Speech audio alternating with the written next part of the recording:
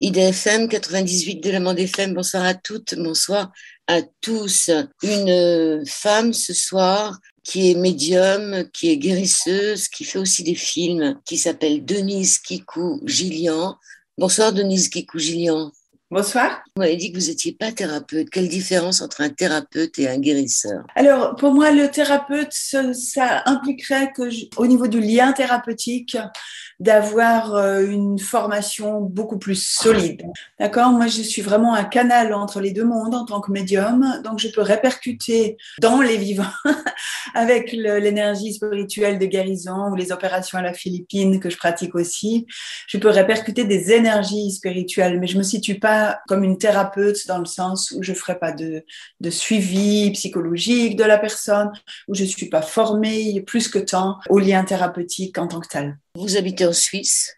Oui. Il y a quelques années, vous avez ouvert une école où vous formez des médiums et des guérisseurs aussi. Alors absolument, ça fait une dizaine d'années que je donne des cours, ça fait 2 ans que j'ai décidé d'amener les gens à la professionnalisation et c'est pourquoi j'ai ouvert une école qui diplôme les médiums de contact, communication, les médiums guérisseurs et les médiums en art médiumnique, art spirit.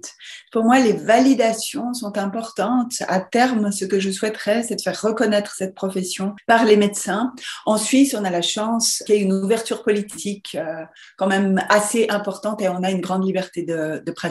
C'est une formation qui se fait sur combien? 2 ans? Très souple, sur 1 an, 2 ans ou 3 ans, selon les cursus que les personnes choisissent. Ce sont 3 diplômes distincts, communication, guérison ou art spirit. Je recommande de faire le tout sur 2 à 3 ans. C'est vers Lausanne. Donc, une école qui s'appelle... Alors, mon école s'appelle l'École de l'Infini. C'est joli. Et j'ai un centre spirituel avec des séances, des méditations guidées, des guérisons publiques gratuites, etc., qui s'appelle l'Atelier Infini. L'Atelier Infini. Ok. Et là, vous venez de publier un livre sur le guide de médiumnité, contact, guérison et créativité. C'est chez quel éditeur? C'est aux éditions Favre, qui a édité tous mes livres jusque-là. Donc, qu'est-ce que vous donnez dans ce guide qui serait différent de ce que vous faites dans votre école de l'infini? Alors, à l'origine du projet, je souhaitais un manuel pédagogique de cours pour mes élèves, de façon à ce qu'ils aient une trace de toute la théorie que je donne. En écrivant ce manuel pédagogique, je me suis dit, mais c'est tellement de travail. Et au fond, ça m'intéresse tellement de pouvoir aider tout un chacun à relier les deux mondes que j'en ai fait un ouvrage qui s'adresse à tout le monde, même ceux qui ne suivent pas de cours de médiumnité, de façon à pouvoir démarrer tout seul.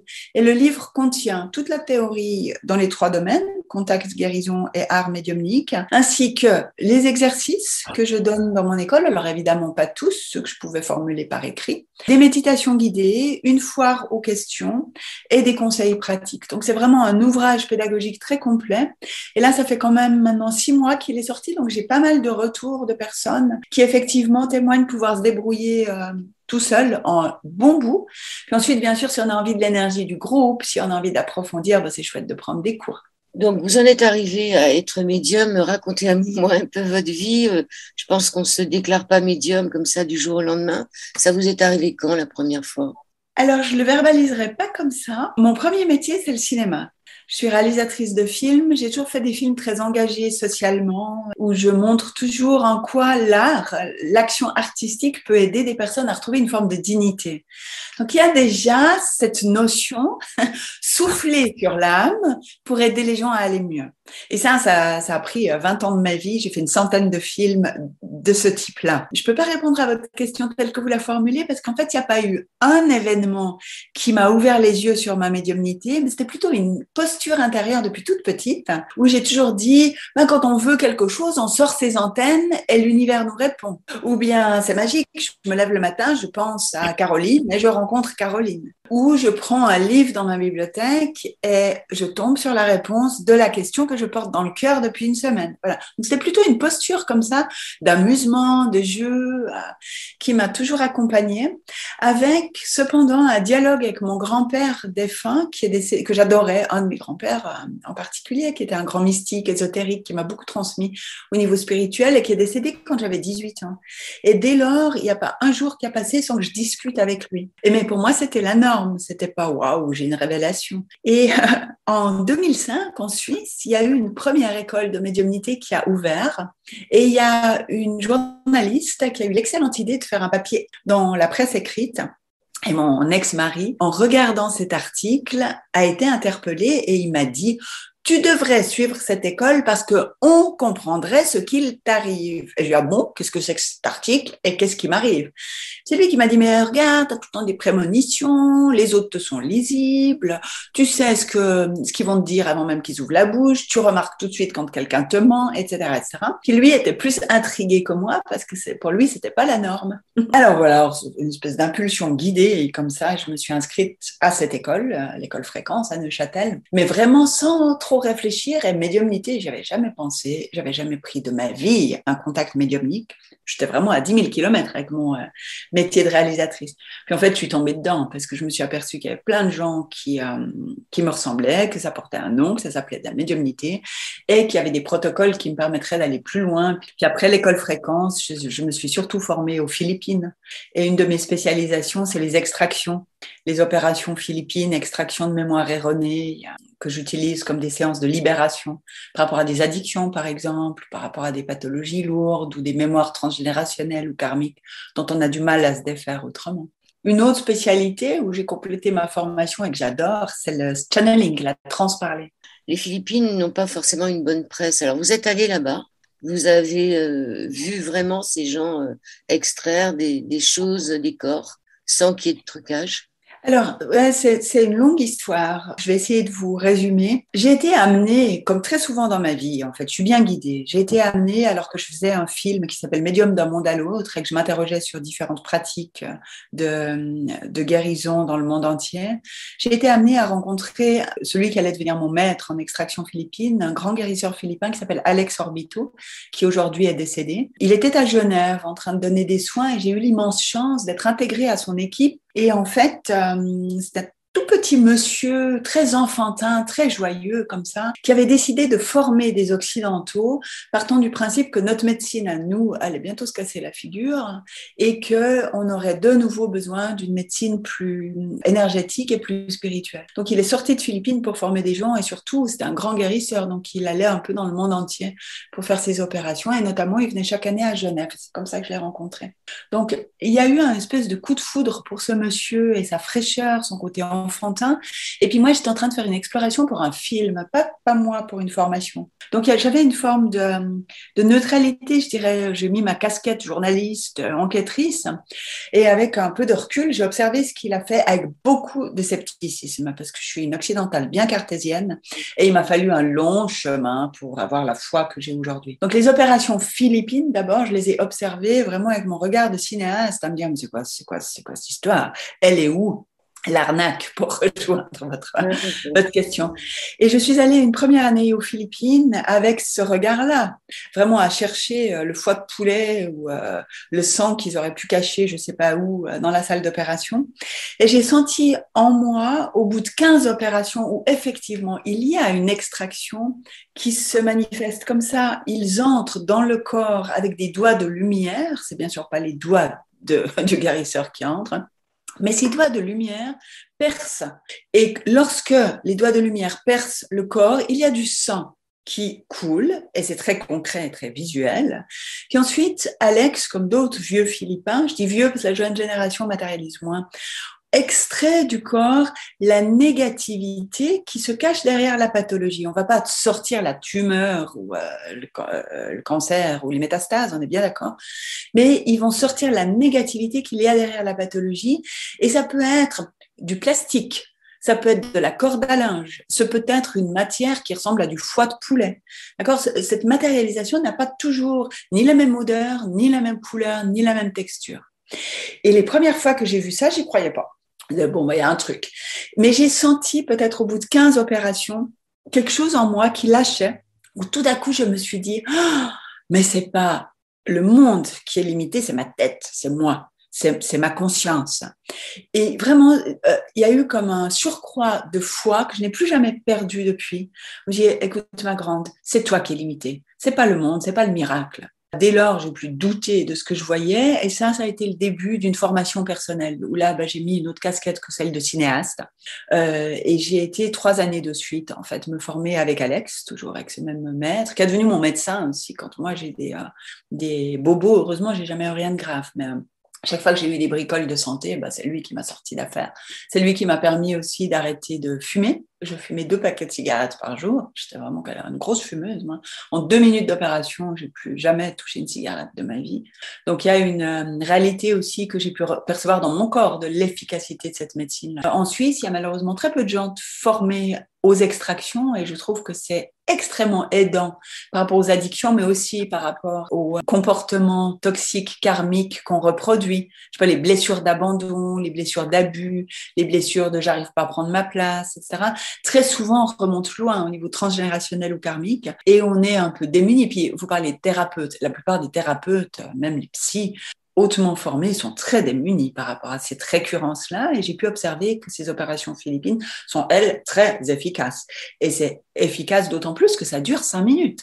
L'opération en tant que telle, elle est extrêmement rapide. Donc voilà, je me suis spécialisée là-dedans et avec bonheur, ça fait partie maintenant des choses que j'offre à mes clients et ça fait partie, même si Alex est mort, ça fait partie des rares médecins, des rares thérapeutes dans lesquels j'ai pleinement confiance pour moi et mes enfants. Donc, est-ce que vous pouvez, si vous avez été formé, guérir comme le faisait Alex? Est-ce que vous pouvez former des gens pour faire cette guérison des Philippines?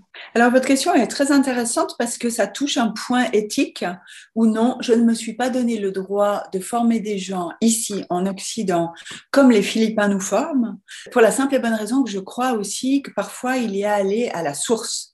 D'accord? On apprend le chamanisme en Amazonie ou à Mexico et pas à Paris, au même titre qu'on apprend les extractions philippines aux Philippines. Par contre, j'ai développé une technique, je dirais, qui me permet d'initier les gens à l'extraction, absolument. Et on peut déjà faire un bout. Mais pour la suite, pour ceux qui sont passionnés, qui ont une énergie qui correspond à ça, parce qu'il faut aimer faire ça aussi, hein, c'est pas donné à tout le monde. Alors je les invite à aller se former pour la suite aux Philippines, même si Alex n'est plus là, il y a d'autres guérisseurs qui ont pris le relais. Je trouve juste d'aller sur la terre d'où ça vient, par exemple, parce qu'il y a des mantras extrêmement puissants qui accompagnent ces extractions. Et je ne me sens pas le droit de donner ces mantras, d'accord? C'est vraiment aux Philippins de donner ces mantras, s'ils le choisissent, aux élèves qu'ils choisissent. Donc moi, je donne le principe de base technique, les modes respiratoires, etc., mais certainement pas les mantras ou des choses qui sont de l'ordre du secret de la transmission de maître à élève. En ce qui concerne l'addiction au tabac, est-ce que vous vous rappelez quand Alex vous a retiré cette addiction, où est-ce qu'il a mis les mains? Oui, alors c'est devenu une de mes spécialités. J'ai 2 jours par année des journées d'opération Stop Addiction, cigarettes, mais aussi cocaïne, somnifères, le sucre, le sexe, les écrans, toute forme d'addiction. L'alcool, bien évidemment. Et c'est intéressant pour moi les addictions parce que c'est un des rares domaines où on peut quantifier d'une façon extrêmement fiable et objective le taux de réussite. Parce que la plupart du temps, on est dans la subjectivité avec la guérison spirituelle. Déjà parce qu'en Occident, les gens ont plutôt de l'argent, donc ça veut dire que c'est très rare quelqu'un qui ne voit que nous, donc on aurait tort de s'attribuer un succès XY. Mais avec les addictions, les gens savent combien ils fument, combien ils boivent, combien de gâteaux ils mangent pour ce qui est de l'addiction au sucre, combien d'heures ils passent derrière leurs écrans. Ça veut dire que 6 mois après les avoir reçus, j'envoie des formulaires de satisfaction avec évaluation du nombre de cigarettes fumées encore ou pas, des verres d'alcool, etc. Donc là, c'est super intéressant parce que je peux affirmer aujourd'hui qu'on a à peu près 70% de réussite dans n'importe quelle forme d'addiction. Donc c'est énorme, c'est fantastique. Maintenant, oui, je me souviens, moi, Alex, où c'est qui m'a opéré, parce qu'il y a des portes, en fait, d'entrée dans le corps. Donc, pour la cigarette, les portes, c'est les poumons, c'est la cage thoracique. D'accord? Après, dans ma façon de pratiquer, il n'y a pas une porte alcool est égal à foie, par exemple. D'accord? Parce que les organes, ils ont d'autres fonctions. Par exemple, le foie, c'est la colère. Le plexus, ce sont les émotions. Alors, quand je sens, ou que les guides, parce que je ne sens pas toujours moi en transe, je suis en transe profonde pour faire ça, quand les guides dirigent ma main sur le foie, je sais qu'il y a là, en fait, quelque chose qui est de l'ordre de la colère qui a rendu cette personne addictive. Ou quand on me fait aller sur le 2e chakra, le bassin, je sais que c'est quelque chose qui est de l'ordre de je trouve pas ma place, je sais pas qui je suis dans ce monde, d'accord, qui fait que la personne boit. Donc voilà, donc il n'y a pas non plus des portes comme ça où la clope c'est ici, l'alcool c'est ici, la cocaïne c'est ici. C'est un petit peu plus compliqué que ça. C'est plutôt des portes qui correspondent à des aspects psychologiques de la personne. Alors, en ce qui vous concerne, une fois qu'il vous a fait la séance anti-tabac, comment ça s'est passé pour vous? Est-ce que tout de suite, vous avez plus envie de fumer? Il y a eu un dégoût? Comment ça s'est passé? Oui, alors ça se passe comme ça. Ce sont des opérations qui sont très choquantes parce que c'est très rapide. On arrive, on reçoit des pré-soins. Alors ça, c'est valable aux Philippines comme chez nous, hein, c'est pour ça que je dis on. Il y a une équipe d'assistants qui donne des pré-soins aux clients, aux patients, et ce qui permet au guérisseur qui va opérer d'être dans une transe très, très, très profonde et de plus ouvrir les yeux pendant des heures et des heures et d'opérer à la chaîne. Parce que ce qui est difficile en transe, c'est de sortir, revenir. Donc, nous, c'est vraiment pain béni de pouvoir rester dedans. Donc, ces assistants nous permettent de le faire. Et ensuite, l'opération elle-même est très rapide. Ça veut dire que pour le patient, il vient, il est chouchouté par des assistants. Ensuite, il est couché sur une table de massage et l'opération est reçue en 2 à 5 minutes, selon le nombre de points à opérer dans le corps. On n'est pas endormi et cependant, il y a une forme d'anesthésie spirituelle qui opère parce que ça fait pas mal, même quand il y a matérialisation. Et puis, il y a quelque chose dans le cerveau qui est comme, mais tellement au service de la guérison, comme si le cerveau n'était plus capable de réfléchir. C'est une sorte d'anesthésie spirituelle, voilà, je vais dire ça comme ça. Donc, on sent pas grand-chose dans le corps. Par contre, on entend les bruits, par exemple, de la matérialisation. On peut sentir des odeurs. Et ensuite, au moment où le patient se relève, au moment où je me suis relevée de l'opération de cigarette, on est un tout petit peu étourdi. Mais là, de nouveau, il y a des assistants qui nous aident à aller nous asseoir ou nous coucher pour intégrer ce soin. Et l'intégration, je dis, selon les gens, prend entre 5 minutes et 1 heure. On reste tranquille, couché par terre, ou en recevant encore des post-soins, s'il y a une équipe d'assistants suffisante. Puis ensuite, c'est bon, on se relève et c'est terminé. Plus jamais on ne touche à une cigarette, dans mon cas, ni de Nicorette, ni de patch, ni de substitution. Alors que ça faisait 30 ans, moi, que je fumais et que je fumais beaucoup. C'est comme si on nous sort de notre champ de conscience cet élément-là, l'alcool. Donc, il n'y a pas de raison d'y retourner, sauf si à un moment donné, on se dit, et puis ça, c'est le piège, hein, sur les années, on est dans une soirée un peu sympa, on se dit, allez, juste une petite cigarette ou juste un verre de rouge, je vais gérer, puis ça, alors c'est le gouffre, évidemment, parce qu'une cigarette va appeler la deuxième cigarette ou un whisky va appeler le deuxième whisky. C'est une histoire de manque quelque part. Est-ce qu'il ne remplit pas pour ses addictions plutôt qu'il retire? Alors, bien sûr, après qu'on ait retiré et extrait, on remplit. C'est indispensable. Je dirais ensuite, ce qui se joue quand même, c'est la discipline du patient. Si on veut vraiment arrêter de fumer, on ne va pas reprendre cette fameuse cigarette juste pour voir, ou ce fameux whisky juste pour voir. On n'en a pas besoin. Parce qu'il n'y a plus de manque affectif. Cette pathologie psychologique qui était à l'origine de l'addiction est retirée. C'est elle qui est extraite. Donc, il y a vraiment zéro raison. Je dirais les gens qui replongent, c'est plus par habitude. Je ne sais pas si chaque fois que je travaille à l'ordinateur, paf, je m'allume une cigarette, le geste, lui, peut manquer. Alors, il faut le remplacer. Puis après, il y a l'alcool sociétal. Celui-là, il est difficile. Quand vous passez une soirée avec des gens qui picolent tous et puis que tout le monde est bourré à 11 heures le soir et vous pas, c'est pénible. Donc, très souvent, il faut quand même faire l'effort. Après, ça, on ne peut pas l'opérer. D'accord, faire l'effort d'éviter les cercles d'amis qui boivent trop ou pour des drogues plus dures, hein, pour les cocaïne ou je sais pas, ecstasy, etc. C'est sûr que si on continue à participer à des soirées ecstasy sans vouloir prendre des ecstasy, c'est complètement absurde. Donc je dirais là où ça marche pas, c'est pour des gens qui sont pas prêts à vraiment arrêter et puis faire le sacrifice pendant un certain temps d'un changement de mode de vie. Deuxième partie de cette Au-delà du miroir sur l'antenne d'IDFM, sur le 98 de la bande FM IDFM, 98.fr sur toute la planète Terre. Nous continuons avec Denise Kikou Gillian. J'ai vu un documentaire, celui où vous rentrez dans une prison pour donner aux détenus la possibilité de faire un film. Date d'il y a une quinzaine d'années. Est-ce que vous avez revu les détenus de cette époque-là? Alors ouais, c'était un joli projet où j'ai eu 1 an pour mettre en place un atelier cinéma dans un pénitencier de haute sécurité en Suisse et permettre aux détenus de se former et de réaliser des courts-métrages. documentaire avec moi, toujours partant du principe que l'action artistique, la créativité permet aux gens de retrouver une dignité et de se remettre debout. Et ça, moi, c'est ce qui m'intéresse et c'est ce que j'ai fait dans mon cinéma depuis toujours. Évidemment, ça s'accompagne ensuite d'une observation de terrain. Comment est-ce que les personnes qui ont participé à un atelier, là c'était l'atelier cinéma et des détenus, mais il y a eu d'autres ateliers avec le théâtre, des SDF, etc.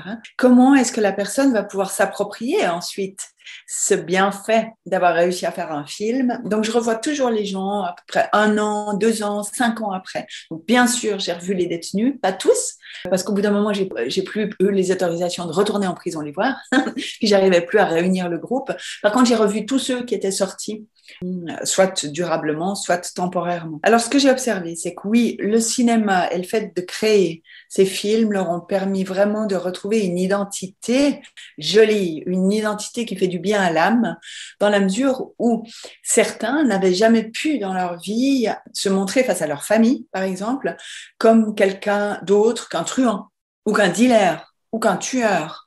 Alors tout d'un coup, de pouvoir appeler sa famille et dire « Hey, j'ai fait un film, viens, je t'invite à la première » et d'être posé comme un réalisateur, ça change évidemment toute l'image et le lien avec ses proches. Donc ça, c'est un des premiers bénéfices qui reste durable, bien sûr, dans les liens familiaux retrouvés ou les liens amicaux retrouvés. Et puis par rapport à l'estime d'eux, évidemment, ça leur permet ensuite d'asseoir quelque chose d'autre. Maintenant, ce que j'ai observé aussi, c'est qu'avec les détenus de très longue durée, c'est difficile de sortir. Donc même ceux de mon groupe qui sont sortis et qui ont pu un petit bout retrouver une vie, je mets des guillemets, normale, et notamment l'un d'eux qui a ouvert une forge, c'est un ferronnier, il a ouvert une forge, il a pu ouvrir une entreprise qui a eu suffisamment d'ampleur pour avoir des employés, etc.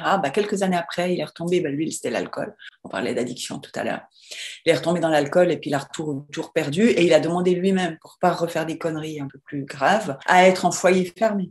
Ça veut dire qu'il est dehors la journée et puis le soir, il va dormir en foyer fermé. J'avais un jeune aussi, Patrick, là dans le film, 40 ans.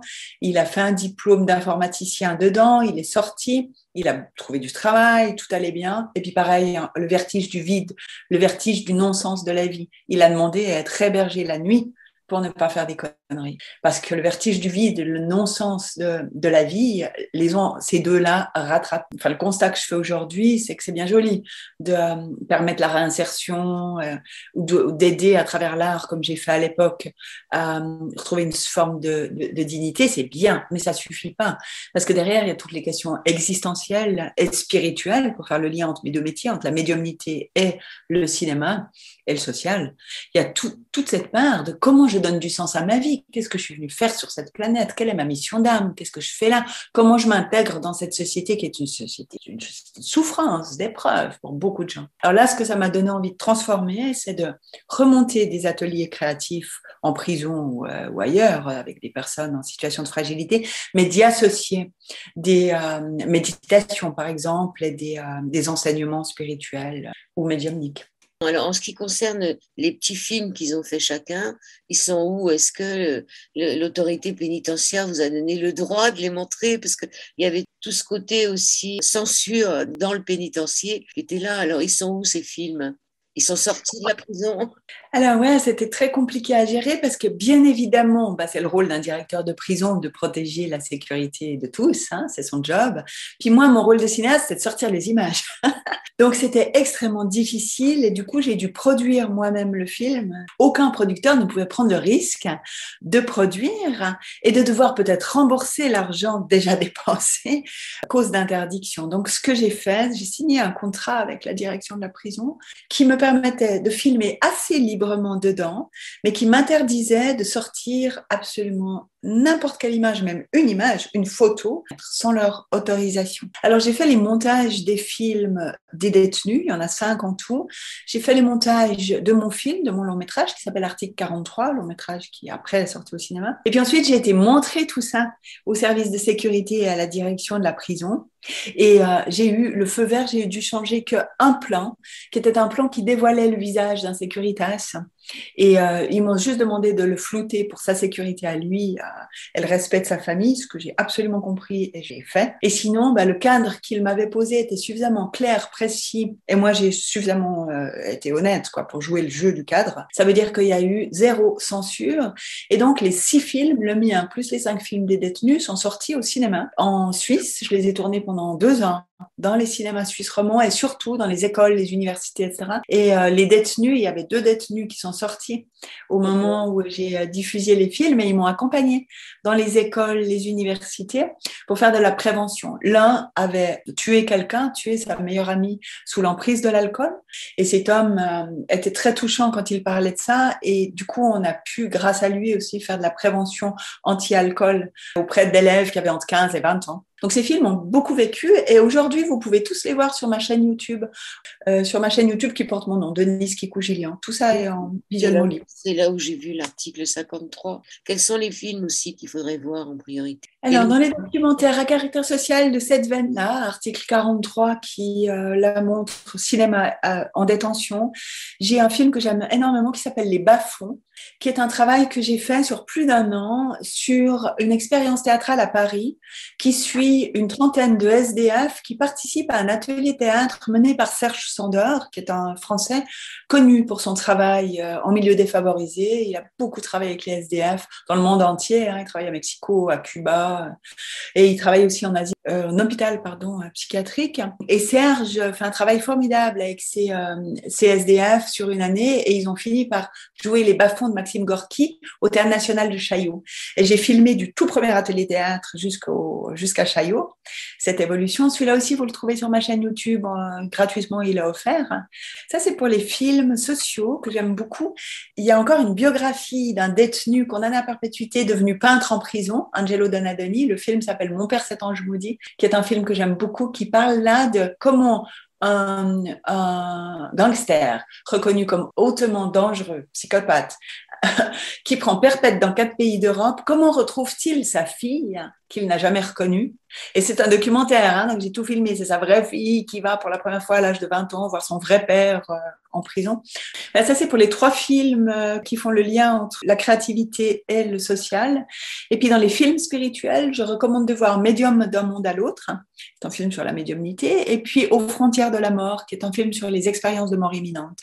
Et les 2, vous les trouvez aussi sur ma chaîne. J'ai décidé à un moment donné que je ferais tout mon travail de cinéaste. Alors, il y a quand même ce livre qui est paru, vous dites, il y a 6 mois, qui contient tout un tas de clés, on peut dire, pour devenir médium. C'est quoi devenir médium? C'est donner de la place à son âme pour qu'avec son âme, on puisse être canal entre le monde spirituel et le monde incarné. Nous sommes tous des médiums potentiels car nous sommes tous constitués aussi d'une âme. Pour moi, c'est clair qu'on est fait d'un corps physique, bien évidemment, d'un corps psychique, le mental et les émotions, et d'un corps spirituel qui est l'âme. Et cette âme va nous survivre après la mort. Et je crois également en la réincarnation. Ça veut dire que cette âme vient de loin, ira loin. On est incarné pour un temps donné dans ce corps-là et cette expérience-là. Et la médiumnité, c'est apprendre avec cette âme à faire une forme de télépathie, en fait. Se mettre en contact avec des défunts ou des alliés, des guides ou des médecins du ciel, j'aime bien les appeler les guides, qu'on va attirer en fonction de l'intention qu'on pose. Par exemple, si je veux des enseignements pour écrire un livre, L'au-delà sans peur, par exemple, c'est pour pratiquer l'écriture en guidance, eh bien, je vais poser une intention de demander au monde spirituel de venir m'aider à éclaircir une question ou une autre pour le plus grand bien de tous. Et dès lors que je pose cette intention, le juste guide pour m'aider va venir, soit pour l'écriture, soit pour la guérison, soit pour les contacts channeling. Donc, c'est l'intention que je pose qui attire la bonne personne. Et dès lors que je me mets en chemin et que j'apprends cette forme de télépathie, de sensitivité avec le monde spirituel, eh bien oui, je deviens une médium. Tout le monde peut devenir médium. Et j'ai formé déjà à peu près 700 personnes, peut-être même plus. Et sur les 700, tout le monde y arrive. Mais c'est comme avec le flamenco ou le dessin. D'accord, il y a des gens qui sont talentueux, qui ont une forme de don pour le flamenco, par exemple, ou pour la médiumnité, et alors, quand ils prennent des cours, ils excellent. C'est extraordinaire comme résultat. Puis ceux qui sont plutôt pommes, en flamenco ou en médiumnité, peuvent tendre à un niveau pas mal. D'accord, mais peut-être pas à l'excellence. Ben voilà, c'est la même chose. Tout le monde y arrive à un bout. Et puis après, certains ont du talent, d'autres moins. Alors, ces guides que vous entendez, est-ce qu'il n'y en a qu'un? Non, vous avez dit 16, ça veut dire qu'il y en a plusieurs en fonction de ce qu'on demande. Est-ce que vous les entendez du point de vue auditif? Comment ça se passe? Alors, nous avons 6 organes de perception, tous. L'image, qui est le plus fréquent. Presque tous les humains, nous pensons en image ou nous rêvons en image. Donc l'image est assez facile. Et l'image est vraiment un langage universel dans la mesure où l'image est porteuse des symboles. Et le monde spirituel s'exprime beaucoup sous forme d'images symboliques. Donc l'image, je dirais, il y a 85% des gens qui l'ont. Ensuite, on a le son, qu'on appelle la clairaudience. C'est plus rare. Le son, c'est j'entends vraiment à l'intérieur de ma tête quelqu'un qui me parle, un guide qui me parle, ou des musiques. J'entends des voix. J'entends des voix. Alors, il est facile de faire la distinction entre un entendeur de voix qui en souffre pathologiquement et qui ferait bien d'aller consulter pour sortir de cette souffrance-là, et un médium. C'est que nous, les médiums, si nous entendons des voix, c'est très joyeux. C'est utile, joyeux, ça ne nous encombre pas. Quelqu'un qui est un entendeur de voix au sens pathologique du terme va être encombré par ses voix, ça va survenir à n'importe quel moment et ça ne va pas toujours être sympa ce qu'il entend. Donc ça, c'est une façon de faire la différence assez basique, assez simple, la joie. Donc ça s'appelle la clairaudience. Ensuite, on a un troisième organe qui est le clair ressenti, la clair-sentience. Et c'est comme si on avait un corps, c'est notre corps éthérique, notre corps spirituel autour de nous, et qui est un réel organe de perception. Donc, le clair ressenti, certains médiums dont je fais partie, on ressent dans le corps physique aussi, pas que dans l'aura, pas que dans le corps éthérique. Donc évidemment, c'est très pratique pour les guérisseurs, parce que si mon patient a mal au foie, moi je sens dans mon foie que j'ai mal, par effet de résonance. Donc ça, c'est la clair sentience. Ensuite, nous avons la clair olfaction, les odeurs. Et là, alors, on se rapproche de la médiumnité dite physique. Ça veut dire que les odeurs, tout un chacun peut les sentir. Et c'est peut-être des odeurs guérissantes lors d'un soin. Tout d'un coup, je sais pas, il y a du millepertuis ou de la lavande, parce que ça fait du bien aux patients. Ou ça peut donner à un médium guérisseur une indication d'une prescription à faire. Vous devriez mettre en diffusion d'odeurs chez vous de la violette, que sais-je. Ça s'appelle la claire olfaction. Et on a la claire gustation en 5e position. Ce sont des goûts qu'on a réellement dans la bouche. Utiles pour compléter l'image, par exemple. Si j'ai l'image d'une défunte, tout en ayant dans ma bouche un goût de confiture, je peux associer les deux choses. J'ai ici une petite grand-maman qui avait les cheveux blancs, bouclés, qui portait un tablier à fleurs, et il y avait un goût de confiture aux fraises. Peut-être vous offrait-elle tout le temps de la confiture aux fraises, ou peut-être alliez-vous cueillir des fraises avec elle, ce qui permet une accélération de l'identification du défunt, par exemple. C'est la claire gustation. Et le 6e organe s'appelle le clair savoir. C'est plus difficile à distinguer parce que notre intuition s'en rapproche. C'est ces moments où on sait de façon fulgurante et on ne sait pas comment on sait. Je me pose une question et paf, la réponse me tombe dans ma tête. Je ne sais pas comment. Alors, une façon de faire la différence entre les idées que je génère avec mon cerveau et puis le clair savoir, c'est que les idées que je génère, elles ne me traversent pas. Elles restent dans ma tête et je peux me poser pour y réfléchir. Alors que le clair savoir, c'est comme si l'idée, elle me traverse d'une façon fulgurante et je dois être très attentive au moment où ça me traverse parce que je la perds. C'est la petite voix qu'on n'écoute pas. Oui, c'est celle-là. Et on dit après, mais j'aurais dû écouter. Alors, on va revenir sur la clairaudience. Vous dites que ça apporte la joie. Je suis pas persuadée qu'au départ, ça apporte la joie parce que moi, ça m'est arrivé d'entendre peu souvent dans ma vie, mais d'entendre une voix d'homme dans ma tête qui était là uniquement pour me prévenir d'un danger. Ça m'a pas vraiment mis en joie, ça m'a presque fait peur. Est-ce que vous avez pu en faire quelque chose? Est-ce que cette mise en garde vous a été utile d'une façon ou d'une autre? Oui, je l'ai écouté. J'ai écouté. Et, de toute façon, j'avais pas le choix. Tant que c'était sur moi ou sur ma famille, ça allait. Mais une fois, c'est arrivé sur quelqu'un que je connaissais pas. Et 2 prénoms sont apparus dans ma tête, genre prénom composé. Et finalement, c'était le prénom de son père et de son frère qui tous les deux s'étaient suicidés. Et il fallait absolument que je lui donne un prénom, puis après le deuxième. Ça m'a perturbée. Je veux dire, ça ne doit pas être qu'à moi que ça arrive. Ça m'a vraiment perturbée. Donc la joie, à quel moment elle arrive?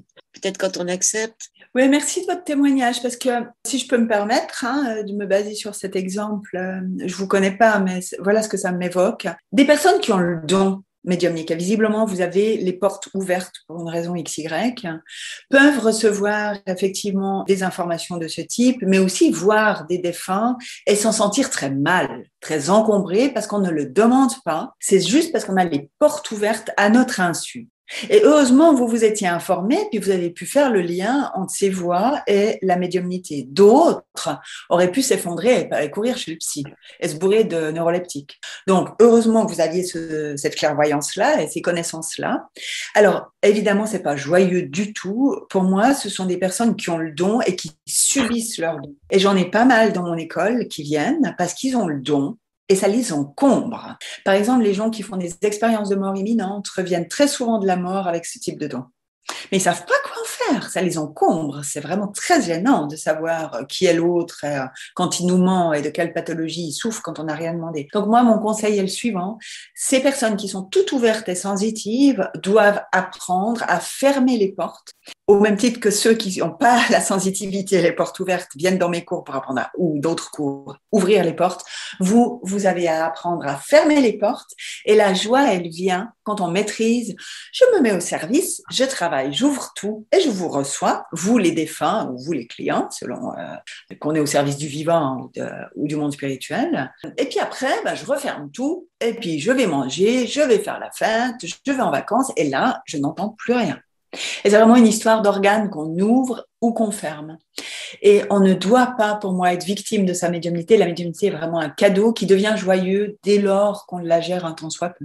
Alors, Denise Kikou, Gillian, moi, ça m'est arrivé 3 fois. Une fois quand j'étais toute petite, je devais avoir 16 ans et j'étais en train d'arriver tête baissée dans un camion parce qu'il pleuvait en mobilette. J'ai entendu une voix qui m'a dit lève la tête. La deuxième fois, c'était cette particularité de donner à l'homme qui était en face de moi le fait que son père et son frère, finalement, n'étaient pas si morts que ça. La troisième fois, c'était pour ma fille. J'ai jamais refusé. Oui, la question que je voulais vous dire, c'est que j'ai pas l'impression qu'on puisse refuser parce que finalement, c'est pas nous qui décidons. Donc, je pense pas qu'on puisse fermer un canal. Moi, je suis apte à recevoir encore des messages et j'aimerais bien d'ailleurs qu'on me dise un peu ce qui se passe dans ce monde en ce moment et ce qu'on pourrait faire pour que ça aille mieux. Donc voilà, je ferme pas et j'ai presque l'impression que je suis abandonnée dans la mesure où ça va faire là, j'ai plus ma fille avait, ça va faire 20 ans que j'ai plus de voix. C'est pas quelque chose qui vient de moi, donc c'est eux qui nous préviennent. Ou dans le cas de l'homme qui était en face de moi, quand il a su que j'avais les deux prénoms de son père et de son frère, il est devenu blême. Parce que pour lui, bon, il avait hérité d'une grande fortune puisqu'il était devenu l'héritier, je veux dire, tout le monde était parti. Et pour lui, il n'y avait pas de problème. L'avenir était radieux et ça l'a remis vraiment en place. Mais qui décide? Et c'est très beau le témoignage que vous faites et ça m'amène ailleurs en fait. Dans ma représentation des guides, ce que je peux partager, c'est que nous avons tous un allié particulier qu'on appelle dans nos traditions judéo-chrétiennes l'ange gardien. Et ce que vous m'évoquez là, c'est que les 3 fois, les 3 exemples que vous donnez, ça a été en fait des guérisons où ça vous a même sauvé la vie.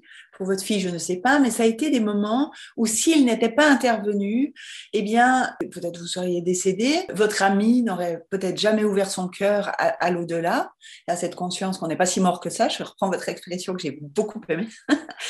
D'accord? Donc, pour moi, l'ange gardien, c'est encore une autre relation. C'est l'entité spirituelle qui, toute notre vie, va rester à côté de nous pour nous ramener dans notre mission d'âme. Je mets des guillemets à mission d'âme parce que c'est très fort et je sais que parfois ça perturbe les gens. Mais moi, je crois qu'on vient sur cette planète avec des choses à apprendre et ça explique les épreuves qu'on traverse et des jolis talents à donner. Et que dès lors qu'on est dans le juste, qu'on arrive à conscientiser les apprentissages, à évoluer, qu'on arrive à donner ce pourquoi on est venu, notre ange gardien, il n'a pas grand-chose à faire que de nous mettre les bons bouquins, les bonnes personnes, les bons interviews à disposition pour qu'on reste aligné. Mais des fois, on s'écarte ou à un moment d'inattention, comme quand vous étiez petite, vous alliez vous prendre le camion, d'accord? Et puis c'est pas l'heure. Alors il se permet d'intervenir fort. Il y a même des témoignages de gens qui disent mais j'ai senti une main de lumière venir m'extraire de l'accident de train. Tout le monde est mort sauf moi. Et on m'a posé délicatement à côté des voies ferroviaires. Il y a des témoignages comme ça. Alors pour moi, ça, c'est vraiment l'intervention divine de l'ange gardien. Et c'est un peu un statut à part. C'est comme si eux, ils ont le droit d'intervenir sans qu'on demande. Alors qu'en général, on est quand même soumis, nous les humains, et aussi d'ailleurs, à la loi du libre arbitre. Nous ne sommes pas des pantins du monde spirituel. Ils ne sont pas tout le temps en train de nous parler, de nous manipuler. Ils n'ont pas le droit. On doit demander, soit par la prière, soit simplement par la concentration, on doit demander à nos défunts ou à nos guides d'intervenir dans la matière du monde, sinon ils n'ont pas le droit de le faire. Et malheureusement, vous parliez de l'époque actuelle, hein, et qu'est-ce qu'on peut faire, etc. On a déspiritualisé le monde tellement, on a tellement matérialisé les choses que la plupart des gens ne prient plus. Je ne parle pas de prière au sens religieux, hein, je suis une spiritualité laïque, vous vendre un dogme, du tout. Mais la prière a cela de joli, c'est qu'on peut exprimer de la gratitude au monde spirituel, mais aussi faire nos demandes. Et quand on fait nos demandes, on ouvre l'autoroute, on ouvre l'autorisation à nos défunts et nos guides de venir intervenir dans la matière, comme votre ange gardien l'a fait pour vous alerter de ce danger. Ce chemin, cette reliance entre le monde d'en haut et le monde d'en bas, actuellement, notre société matérialiste en a hautement besoin. Et je pense que beaucoup de choses qui arrivent actuellement viennent du fait qu'on a déspiritualisé complètement l'éducation des enfants et notre mode de vie. On vit comme si nous n'avions que deux corps, le corps mental et le corps physique. On ne parle que santé publique, on ne parle que vaccins et médicaments. D'accord ? On ne parle plus du sens de la vie, on ne parle plus de l'âme, on ne parle pas de l'interdépendance avec le vivant, de comment on traite la terre, comment on mange, quel est le lien aux animaux. Et l'explication que nous, on reçoit, les médiums, et je dis nous parce qu'on était plusieurs à travailler sur cette question de la pandémie et du sens de la pandémie, par exemple, ou des inondations, des incendies, parce que pour nous, tout ceci est à mettre au même niveau. Les réponses reçues sont toutes du même ordre. Nous avons, les humains, à respiritualiser la matière, à nous réveiller. On doit retrouver le sens de l'unité pour aller vers un monde solidaire et écologique. Et la pandémie, elle vient des animaux. C'est le règne animal qui est en train de nous réveiller et dire arrêtez de nous maltraiter pour nous bouffer de cette façon-là. On n'a pas besoin tous de manger des kilos de viande chaque année. On peut très très bien, dans nos sociétés occidentales, en manger plus du tout ou beaucoup moins, de façon à ce que les animaux que nous allons manger soient élevés d'une façon digne et belle. Je prends un exemple parmi 10 000 autres. On peut ne pas changer de iPhone toutes les années. On peut ne pas acheter des fringues faites par des mômes qui sont mal payés sans arrêt. Enfin, je ne vais pas vous faire la liste de tous les dysfonctionnements. Donc, il y a quelque chose qu'on doit conscientiser et respiritualiser. C'est ça l'invitation de la pandémie, des incendies. Voilà. Il faut qu'on comprenne vite parce que c'est grave ce qui est en train de... Troisième partie, toujours avec Denise Kikou-Gillian sur l'antenne d'IDFM. Denise Kikou-Gillian, vous avez parlé tout à l'heure de la clairaudience, de la clairvoyance, de la clairsentence. La clairsentence, ça peut être aussi l'odeur d'organes qui vont pas bien.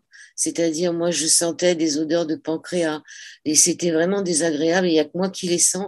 On ne peut pas dire à quelqu'un qu'on rencontre dans la rue, mais tu as un pancréas qui ne va pas bien.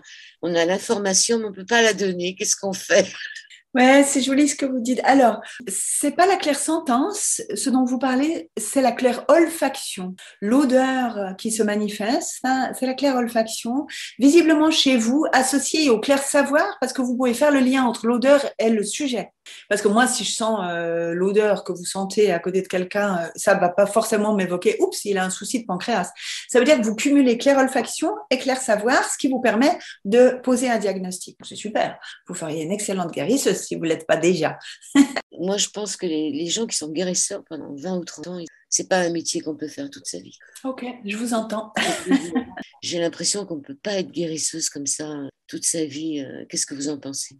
Alors, cela implique pour moi de parvenir à ouvrir le cœur face à chaque patient, donc à renouveler cet amour, compassion profond, réel, sincère pour l'autre. Un guérisseur qui s'il ne parvient plus à aimer son patient, là je parle d'un amour inconditionnel, de cet amour compassion qu'on peut avoir aussi devant un lever de lune, hein. Je ne parle pas de l'amour amoureux ou de l'amour fraternel ou de l'amour maternel, mais vraiment cette ouverture du cœur.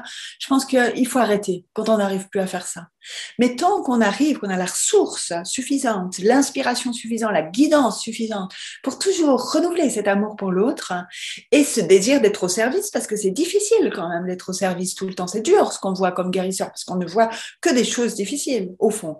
Si on a la force morale, le courage d'être au service et le cœur ouvert, alors pourquoi arrêter? Pour moi, c'est vraiment à un moment donné dans ma vie, je viens du cinéma, je suis devenue médium guérisseuse. Franchement, j'avais pas besoin de ça, hein. Le cinéma, ça cartonnait, hein. C'est pas que j'ai voulu changer de métier du tout, mais ça a été comme un appel et je suis très heureuse aujourd'hui de me sentir au service d'abord du monde spirituel, parce que comme je le disais en début d'émission, je ne me sens pas thérapeute du tout. Je suis au service du monde spirituel et ce qu'il me demande de faire, je fais. Ce qui est très différent, je sais pas, quelqu'un qui serait médecin, je forme des médecins, des psys, etc., où eux, ce sont des thérapeutes au service de la guérison des vivants et ils ajoutent une dimension spirituelle. C'est pas la même triangulation, d'accord? Et dès lors, enfin pour moi, je suis au service du monde spirituel, donc aujourd'hui, je fais de la guérison. Quand ils me demandent d'écrire un bouquin, j'écris un bouquin.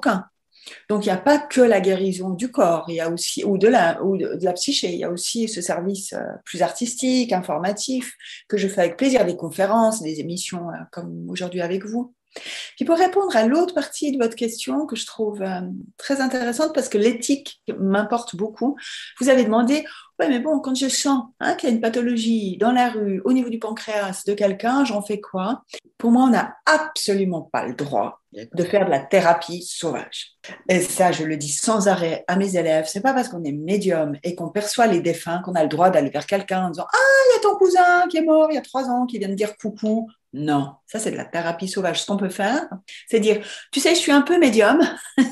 Parfois, il m'arrive d'avoir des perceptions de gens sans que je l'aie demandé. Si ça devait m'arriver avec toi, est-ce que tu es d'accord que je te donne le contact? Et puis, on fait venir la personne pour un contact en bonne et due forme, pas comme ça en buvant un verre au bistrot ou en mangeant de la fondue.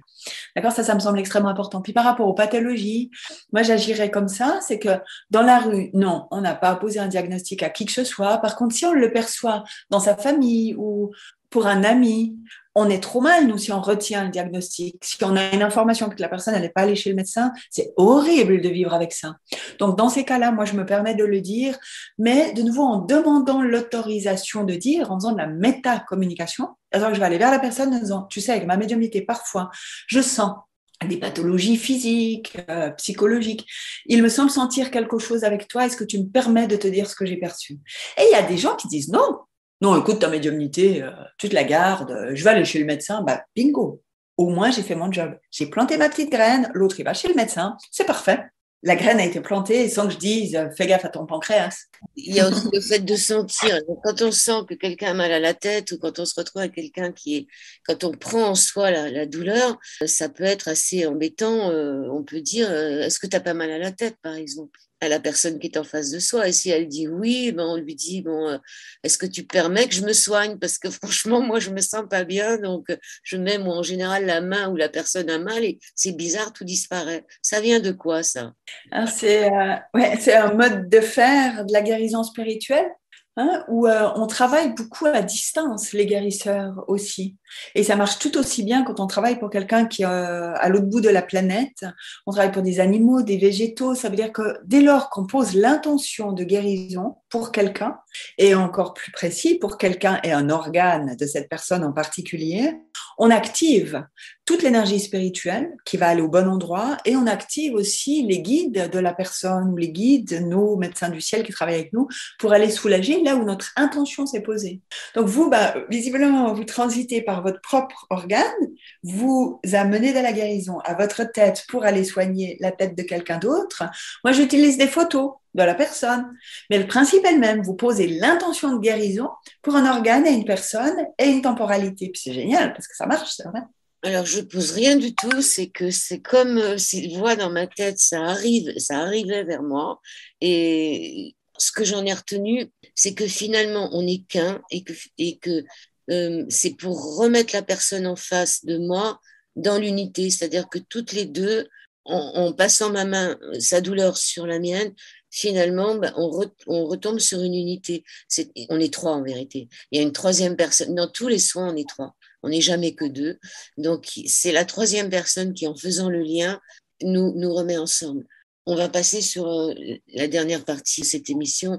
Pour tous les gens qui, comme moi, sont un peu en ce qu'on appelle la déréliction, c'est-à-dire qu'en ce moment, on vit une époque tellement folle qu'on se retrouve un peu coincé chez soi.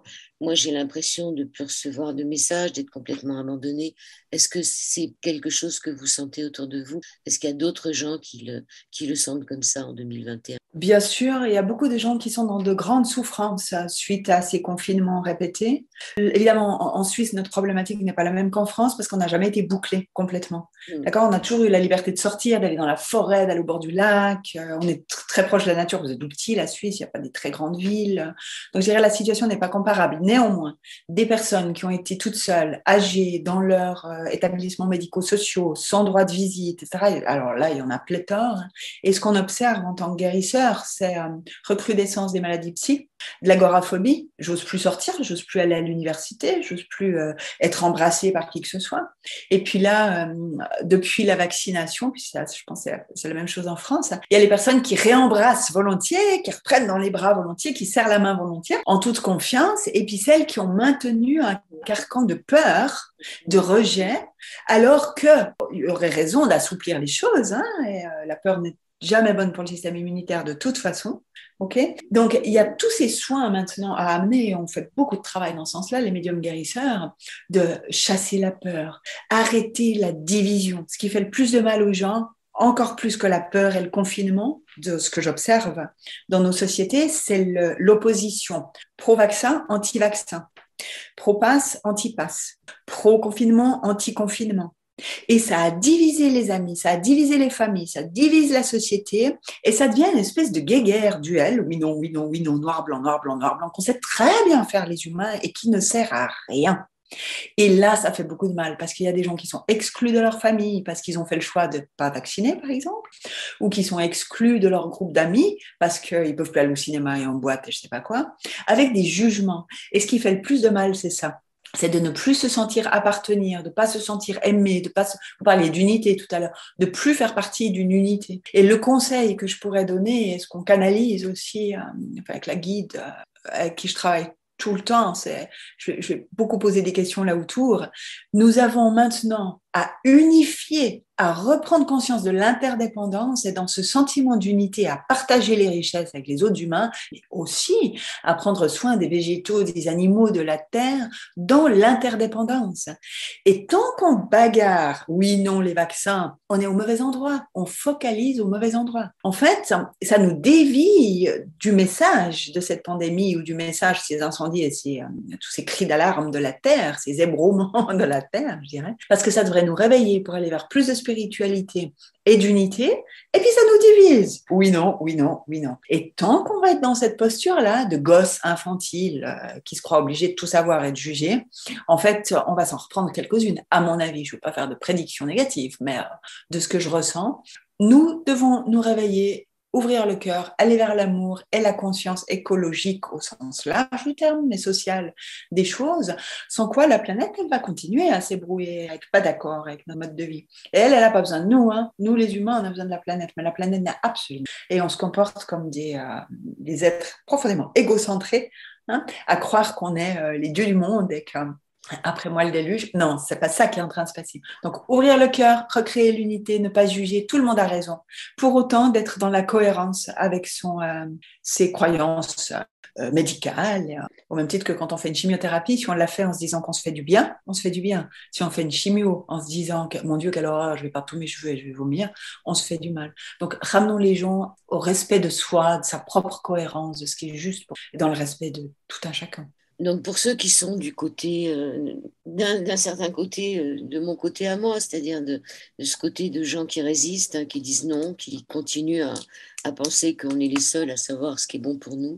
Je pensais, moi, peut-être par quartier, par village, que les gens se rassemblent pour faire des sortes de méditation, mais juste dans le silence. Je pense que tout peut venir du silence et que le fait d'être simplement deux ou trois, comme ils le disent dans les Écritures, et de mettre un peu de silence, ça pourrait peut-être, sans attendre quoi que ce soit, diffuser dans le quartier et rayonner. Qu'est-ce que vous en pensez? Qu'est-ce que vous faites, vous, là-bas, dans votre Suisse natale? Alors, votre témoignage me fait le plus grand bien parce qu'il y a 2 ans de ça, j'ai lancé La Voix de la Tortue, qui est une méditation collective universelle qui a été dictée par des dauphins et des tortues en communication animale. Et donc, c'est vraiment une création, une co-création entre les animaux et nous. Et je le résume rapidement, parce que ça fait complètement écho à ce que vous venez de dire. Une tortue m'a dicté sous l'eau en mer Rouge le mode d'emploi suivant, qui s'appelle la loi des 4 S. Premier S, faites silence en vous. Deuxième S, pour laisser la sensation émerger. Troisième S, silence et sensation permettent de laisser affluer la sagesse. Et dès lors qu'on fait silence, qu'on laisse la sensation se ressentir, que la sagesse afflue, que se mettre au service. Et dans le service, la voix de la tortue invite à une méditation collective tous les jours, même 30 secondes, 1 minute, où la même tortue a montré une porte, un double 8 croisé, avec au centre du double 8 une porte de lumière. On plonge dans la porte de lumière et de l'autre côté, on va juste amener plein d'amour à la terre, visualiser la terre dans sa perfection. C'est une forme de guérison à distance, de façon à recréer ensemble, dans le silence, un monde impeccable, de perfection, parce que cette perfection-là, imaginée, rêvée par le plus grand nombre, est une ressource de guérison pour la Terre entière. Et tout ça existe sur le site lavoixdelatortue.com, avec des petits traits d'union en chaque mot. Tout est gratuit, j'ai tout offert. Le site existe en 5 langues, les méditations guidées en 5 langues, la musique faite composer exprès pour soutenir la méditation. Donc, allez regarder, oui, faisons ça. On va s'y rejoindre. Ouais, c'est une très belle pratique et j'ai décidé maintenant qu'une fois par mois, j'allais la guider par Zoom. Premier vendredi de chaque mois, 18h30, pour consolider la communauté. Je pense qu'on est déjà bien 2000, 3000 à pratiquer. Ça fait 2 ans que je la promeux. Donc, si ça vous intéresse, vous pouvez juste m'envoyer votre mail ou je vous mets dans la mailing list. Puis comme ça, c'est le premier vendredi du mois, 18h30, et ça fait qu'on partage un moment ensemble. Et vous restez combien de temps? Une demi-heure, 3/4 d'heure. Dans le silence? Non. Alors, je tchatche au début pour accueillir les gens qui ne savent pas comment expliquer ce que c'est. Après, je guide sur 5 minutes pour aller dans l'égrégore. Puis après, c'est que musique et silence. D'accord. Infini. Infini au singulier. Oui. Arrobase. Atelier. Au singulier. Oui. Trait d'union. Du milieu. Du milieu. Oui. Infini. Au singulier. Ouais, au singulier. .com. Je rappelle votre nom, Denise Kikou, Kikou, Gillian, Giliand. Le titre du livre s'appelle Le guide de médiumnité, contact, guérison et créativité. Vous avez aussi le site de la tortue, lavoixdelatortue.com. On vous retrouve sur YouTube, sur votre nom, Denise Kikou Gillian, où il y a beaucoup de vidéos, de documentaires. Vous avez aussi l'école de l'infini et puis l'atelier infini. Qu'est-ce que vous pourriez dire pour terminer l'émission? Je souhaite vraiment de tout mon cœur qu'on parvienne à retrouver cette unité et je vous invite à pratiquer la voix de la tortue avec nous. Ça fait du bien, c'est se faire du bien à soi, c'est faire du bien à la terre. C'est une jolie façon de faire silence pour honorer le vivant. Et plus on sera nombreux à pratiquer ce type de méditation, moi je propose celle-là, il en existe d'autres, et bien plus on permet en fait aux énergies de se renouveler et d'aller vers de plus en plus d'amour. Et on en a bien besoin. Merci beaucoup, Denise Kikou Gillian. Merci pour votre émission.